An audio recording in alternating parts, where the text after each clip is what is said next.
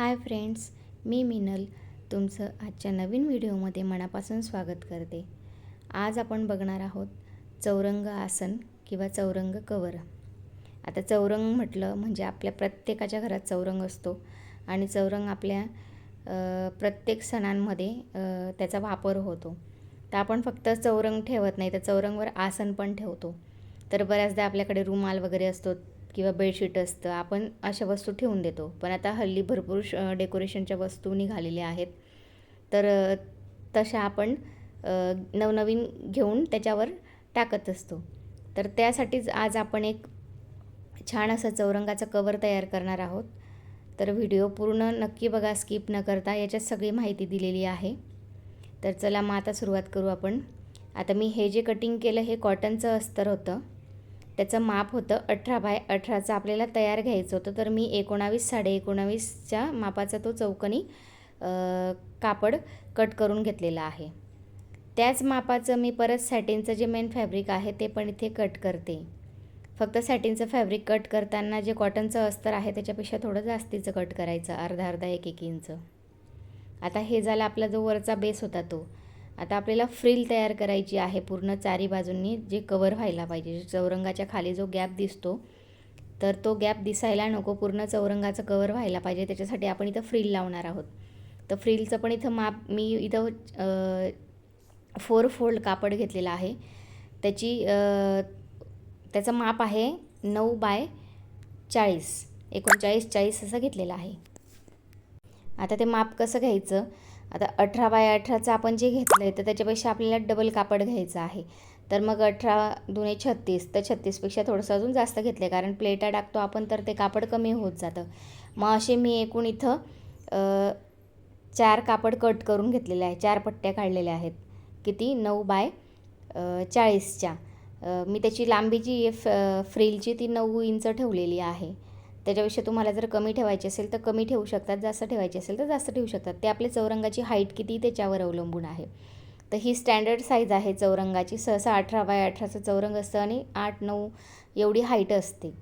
तर ते चौरंग मी इथं कवर इथं तयार करते. तर आता बघा मी इथं 4 पट्ट्या कट करून घेतल्या. त्यानंतर वरचा जो बेस होता तो पण कट करून घेतला टॉपचा. आता त्याला इथं आपल्याला अस्तर आणि मेन फॅब्रिक ठेवून स्टिच करायचं आहे. आता हे स्टिच करताना मी बऱ्याच व्हिडिओमध्ये कमळ आसनमध्ये पण दाखवलेलं आहे बेस तयार करताना की कशा पद्धतीने स्टिच करायचं आहे. स्टिच करताना व्यवस्थित हाताने प्रेस करत करत हळूवार तिथं टिप टाकत जायची आहे, जेणेकरून कपडा फोल्ड होणार नाही, मध्ये गुढी कुठं पडणार नाही. कारण कसं आहे, खालचा जो आपलं मेन फॅब्रिक आहे ते आहे सॅटिनचं. सॅटिनचा कपडा फार लवकर सटकतो आणि मग त्याच्यामुळे गुढी पडते कापडामध्ये. त्याच्यामुळे व्यवस्थित हाताने प्रेस करायचं. आता चारी बाजूंना मी शिलाई टाकून घेतलेली आहे. एक्स्ट्राचं जे फॅब्रिक आहे ते मी इथं कट करून घेते. अतिशय सोपी पद्धत आहे मैत्रिणींनो. एकदा फक्त लक्ष देऊन जर बघितलं ना, स्किप न करता, तर पूर्ण व्हिडिओ तुम्हाला लक्षात येईल आणि तुम्ही स्वतःही शिवू शकाल, एवढी मला गॅरंटी आहे. आता इथं मला त्याला हे जे उलट आहे त्याला आपल्याला सुलट करायचं आहे, म्हणजे सरळ करायचं आहे. तर त्याला मी काय केलं, एका बाजूला थोडीशी शिलाई उसवली आणि चारी बाजूंना मी कट्स टाकून घेतले आणि जे कॉर्नर आहेत त्यांना पण मी कट केलेलं आहे, जेणेकरून आपण ज्या वेळेला ते सरळ करू तर ते कॉर्नर आपले व्यवस्थित बाहेर निघायला पाहिजे म्हणून. तर बघू शकता तशा पद्धतीने कट्स टाकून घेतले. आता जिथून मी थोडी शिलाई उसवली तिथून मी ते पूर्ण बाहेर काढणार आहे. बघू शकता अशा पद्धतीने व्यवस्थित काढायचं. आता ही सगळी प्रोसेस मी कमळ आसनामध्ये सांगितलेली आहे. सेम प्रोसेस इथे पण आहे. अगदी सोपं आहे मैत्रिणींनो, काही जास्त अवघड नाही आहे. तुम्ही बघा फक्त एकदा आणि नक्की घरी ट्राय करा.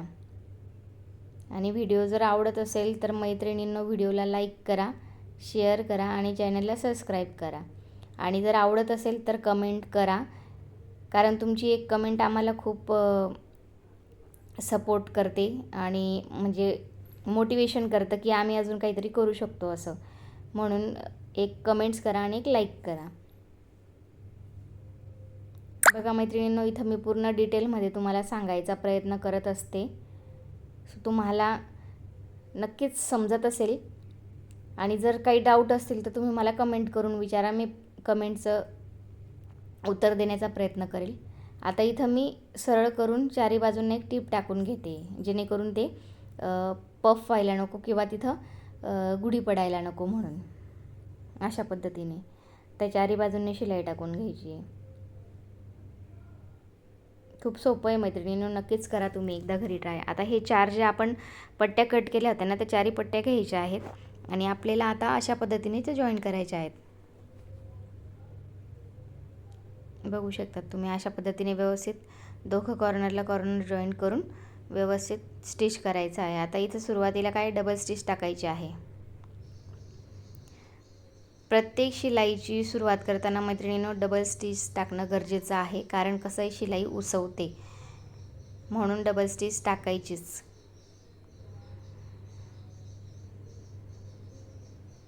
बघू शकता तशा पद्धतीने तुम्ही करायचं आहे. आता मी पहिल्या 2 पट्ट्या जोडल्या आहेत, आता या दुसऱ्या 2 पट्ट्या जोडते. अगदी सोप्या पद्धतीने सांगते मैत्रिणींनो, जेणेकरून तुम्हाला समजेल. कुठलंही फिरवून फारवून असं मी काही सांगत नाही आहे, तुम्हाला समजेल आणि अगदी सोप्या भाषेत सांगते मी. तर निश्चितच तुम्हाला समजत असेल ही आशा करते. नक्कीच तुम्ही व्हिडिओ एकदा बघा आणि ट्राय करा घरी. घरी जे कापड असेल ना आपले, एखादी ब्लाऊज पीस वगैरे किंवा एखादी साडी, त्याच्याने आधी तुम्ही ट्राय करून बघा. जर तुम्हाला जमलंच तर तुम्ही नक्कीच छान सॅटिनचं फॅब्रिक आणून घरी शिवू शकतात.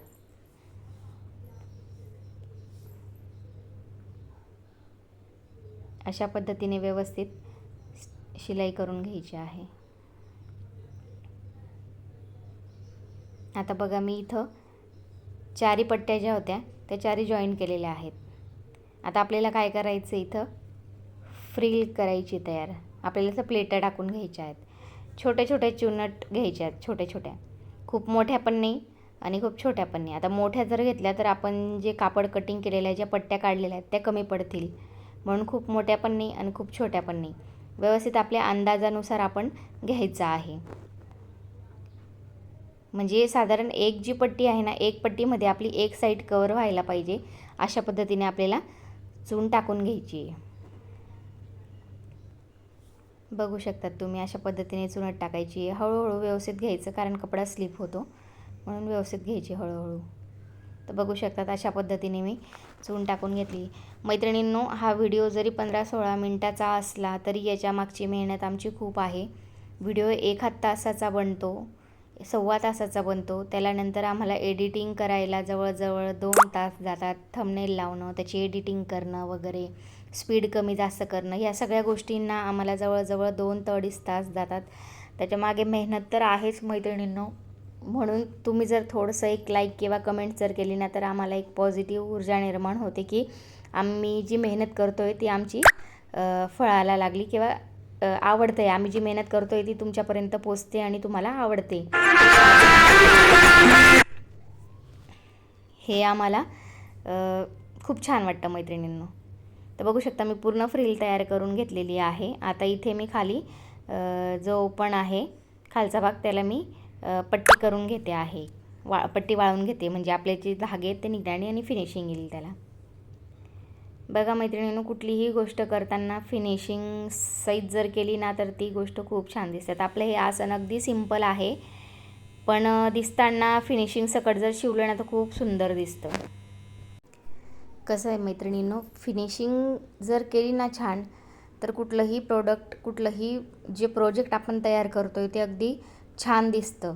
आपल्याला डोळ्यांना दिसतानाही छान दिसतं आणि फिनिशिंगमुळे वस्तू एकदम ॲट्रॅक्टिव्ह होऊन जाते. त्याच्यामुळे शिलाई करताना थोडंसं फिनिशिंग सकट जर काम केलं ना, तर तुमची जी वस्तू तयार केलेली आहे ती अगदी सुंदर अशी दिसते. तर बघू शकता इथं मी पूर्ण जी पट्टी आहे ती करून घेतलेली आहे. आता मी इथं जी फ्रिल आहे ती पण घेतली आणि जो आपल्या आसनाचा जो भाग होता तो पण घेतला आहे. आता इथं फ्रिल लावण्याच्या 2 पद्धती आहेत. आता इथंच मी डायरेक्ट फ्रिल इथं अटॅच करणार, असं पण करू शकतात, कारण मी इथं डायरेक्ट अटॅच करत नाही आहे. आता ही तुम्ही अशी पण अटॅच करू शकतात, एक साईड ओपन ठेवून तिला पूर्ण व्यवस्थित एका साईडने. किंवा मग काय करायचं, दोघं ज्या ओपन बाजू आहेत आपल्या त्या बंद करायच्या आहेत. बघू शकतात तुम्ही, एकदा नक्कीच व्यवस्थित लक्ष देऊन बघा. आता आपण जर फ्रिलचा एक भाग घेऊन जर तो अटॅच केला, तशाही पद्धतीने तुम्ही लावू शकतात. आणि असंही लावू शकतात. आता मला ही पद्धत थोडी सोपी वाटली म्हणून मी असं करून घेतलं. बघू शकता तुम्ही इथं.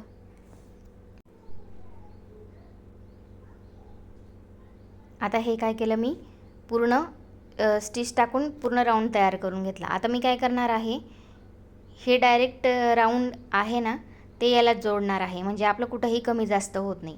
आता जो राऊंडचा आपला जो जोडलेला जो भाग आहे फ्रिलचा, तो आणि आपला वरच्या आसनाचा एक कोपरा असं घ्यायचं आहे.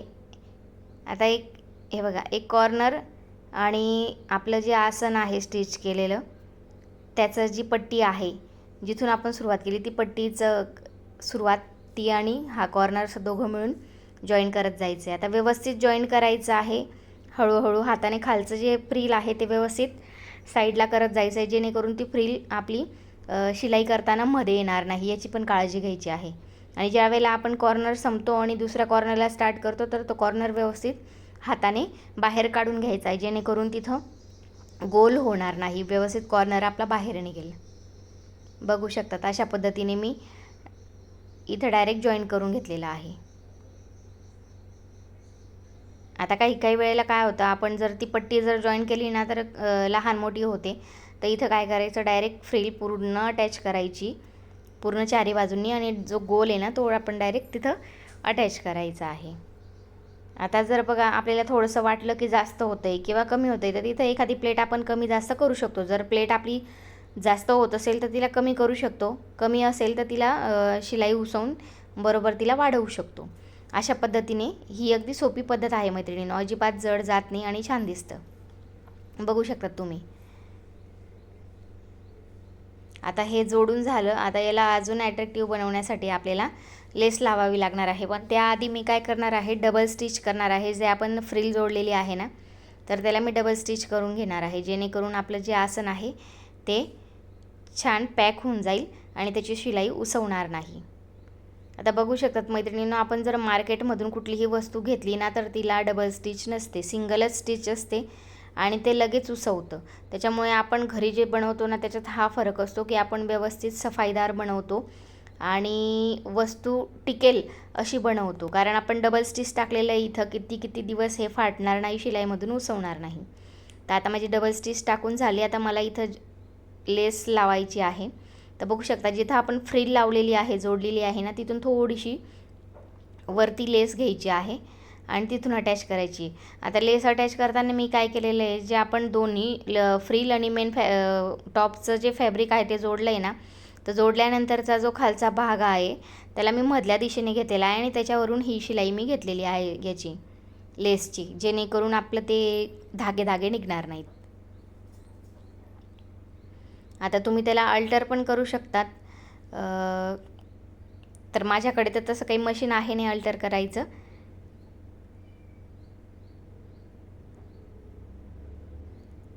जे पिको फॉलचं मशीन असतं ना मैत्रिणींनो, त्याच्यावर आपण करू शकतो.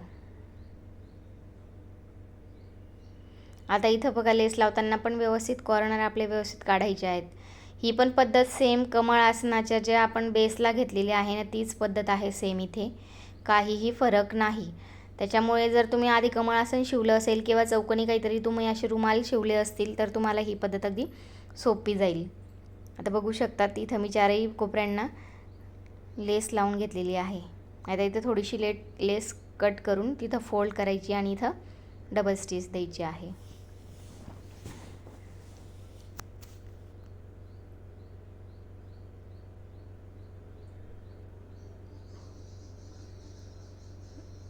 बघा मैत्रिणींनो, मी अगदी बारीक गोष्टी इथं सांगितलेल्या आहेत आणि मी माझ्या पद्धतीने माझ्या सोप्या भाषेत तुम्हाला समजवण्याचा प्रयत्न इथं केलेला आहे.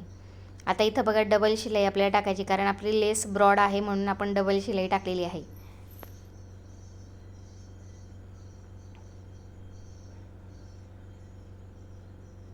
बघू शकता अशा पद्धतीने आपली लेस पण लावून तयार झालेली आहे. बघा, एकच लेस लावली तरी वस्तू आपली किती छान दिसते. बघू शकतात किती छान दिसते आपली लेस लावून. आता आपली जी फ्रिल आहे ना, फ्रिलला पण आपल्याला खाली लेस जॉईन करायची आहे. तर इथं तुम्ही ब्रॉड पण लेस जॉईन करू शकतात, पण मी इथं थोडी बारीक घेतलेली आहे, ती छान दिसते, कारण वरती आपण ब्रॉड घेतलेली आहे त्याच्यामुळे खाली फ्रिलला आपण ही नाजूक अशी लेस लावणार आहोत. दिसते पण छान. आता इथे कलर कॉम्बिनेशन मैत्रिणींनो तुम्ही तुमच्या हिशोबाने घेऊ शकतात. लेस लावून खूप छान असं दिसतं आपलं.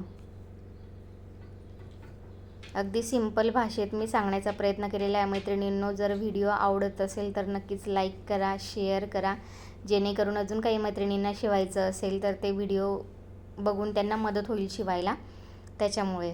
आणि नक्कीच एक कमेंट करा, जेणेकरून आम्हाला प्रोत्साहन मिळेल, कारण खूप मेहनतीने बनवतो. तर बघू शकता तशा पद्धतीने लेस अटॅच करायची आहे.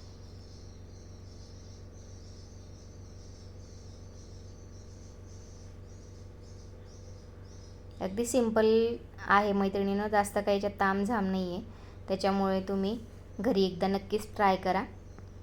अतिशय सुंदर पद्धतीने आपलं आसन तयार होऊन जातं. याला चौरंगावर चौरंग आसन आपण काहीही म्हणू शकतो. आता याच्यावर जर आपण चौरंगावर हे टाकलं आणि गणपती बाप्पा बसवले तर किती सुंदर असा दिसेल.